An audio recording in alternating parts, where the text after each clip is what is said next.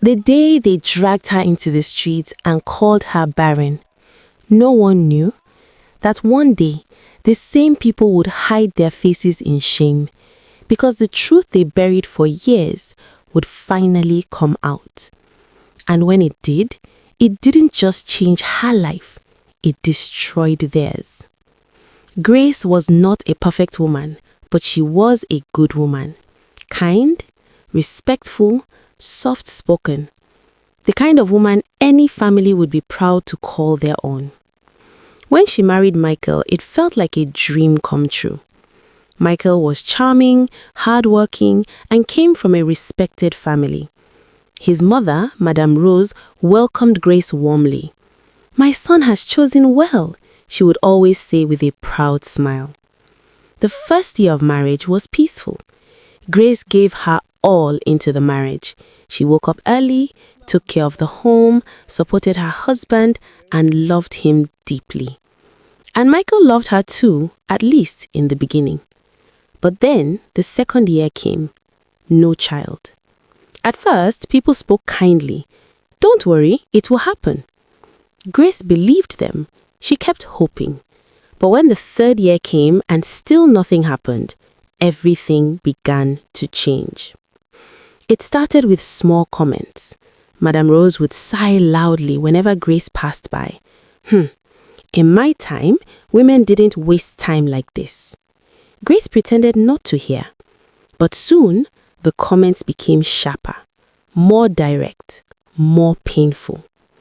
"Are you even a complete woman? Or did my son marry someone who cannot give birth?" Grace cried quietly every night. She prayed, she fasted, she went to churches, clinics, and even traditional healers.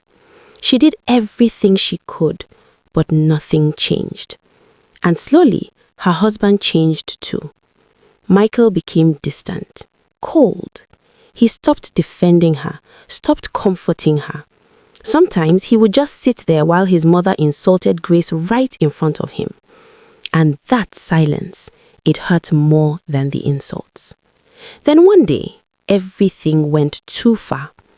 It was a busy market day. The streets were full of people, traders shouting, buyers moving around. Life was going on as usual. Until suddenly, Madame Rose grabbed Grace by the arm. "Ajake, today everyone must see who you really are." Before Grace could react, she was dragged outside. People gathered immediately. "What's happening?" Madame Rose shouted loudly. "This woman is barren, 7 years in my son's house, and nothing, not even once." The crowd gasped.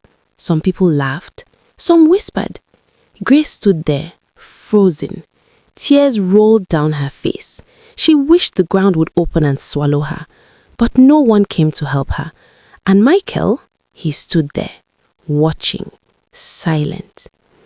That was the moment Grace realized something painful. She was completely alone. That night, Grace called her parents. She couldn't even speak at first. She just cried. Her mother's voice trembled on the phone. "My daughter, what is happening?"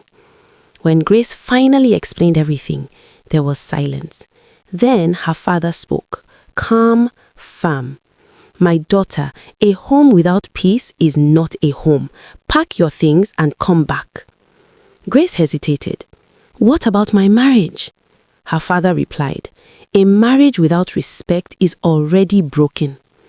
The next morning, Grace packed her things, quietly. No shouting, no drama, just pain. As she walked out of that house, no one stopped her, not even her husband. 7 years ended just like that. Life back home was not easy. People talked. She couldn't give birth. That is why she was sent away. But Grace chose silence. She focused on healing. Slowly, she began to smile again. And then one day, she met Daniel. Daniel was different, kind, patient, gentle. He didn't ask her painful questions. He didn't judge her past. He simply said, "Your past does not define your future." For the first time in years, Grace felt seen. Love grew again. This time, it felt safe, peaceful. When Daniel proposed, Grace was afraid. What if the same thing happens again? She asked. Daniel held her hands gently. Then we will face it together. You will never be alone again. They married quietly. No pressure, no noise. And soon after, Daniel took her to London. A new country, a new life, a fresh start. 3 months later, Grace began to feel strange. Weak, dizzy, tired. She went to the hospital. The doctor smiled. Congratulations, you're pregnant. Grace froze. Then tears filled her eyes. After all those years, she was finally pregnant. That same day, Grace called her parents. Mom, Dad. Yes, my daughter, I'm pregnant. Her mother screamed with joy. Her father cried. The news spread quickly back home. Grace is pregnant, the same Grace they called barren. Months later, Grace gave birth to a beautiful, healthy baby. Her joy was complete. Back in her hometown, the news reached Michael and his family. Madame Rose was shocked. How is that possible? She kept asking. Michael was confused, embarrassed, ashamed. But life moved on. He remarried quickly. This time we will have children, his mother said confidently. But months passed, nothing. A year passed, still nothing. Now the pressure returned, but this time on the new wife. Unlike Grace, the new wife refused to suffer in silence. She insisted on medical tests. Michael resisted. I am fine. I don't need an hospital. But she didn't give up. Eventually, he was forced to go. The results came back. The doctor looked serious. Mr. Michael, you have a fertility problem. You cannot father a child. Silence. Heavy. Shocking. The truth was finally revealed. Grace was never the problem. When Madame Rose heard, she broke down completely. The same woman who once humiliated Grace was now drowning in shame. People began to talk again, but this time the story had changed. So Grace was never the problem. They destroyed her for nothing. Madame Rose could no longer face anyone. Eventually, she went into hiding. Michael was filled with regret, but it was too late. Grace had already moved on.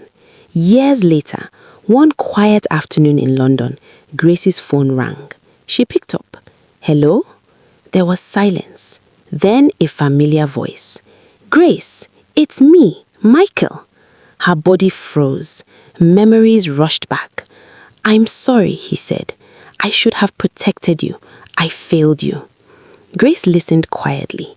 Those were the words she once longed to hear, but now they felt different. Too late. Can you forgive me? He asked softly. Grace took a deep breath. I forgave you a long time ago for my own peace, but I can't come back. Silence filled the call. And in that silence, Michael finally understood what he had lost. That night, Grace sat beside Daniel. She told him everything. He held her hand gently and asked, Are you okay? Grace smiled softly. I am now. She looked around her home, at the peace, at the love, at her child sleeping quietly, and she realized something deep. If she had never been rejected, she would have never found this life. Back in her hometown, her story became something else. Not gossip, not shame, but a lesson, a warning, a truth people would never forget. Because sometimes the problem is not you. Sometimes you are just in the wrong place. Never allow people to define your worth based on your struggles or things you cannot control. Sometimes people blame others simply because they are too afraid to face the truth about themselves. Do not stay where you are constantly disrespected, humiliated, or made to feel less than who you are. Because a wrong environment can make you doubt your value, but the right one will remind you of it. And always remember, what feels like rejection today might be the very thing that leads you to the life you truly deserve. If this story touched your heart, don't forget to like, share, and subscribe, because stories like this remind us all to be kinder, wiser, and never give up on ourselves.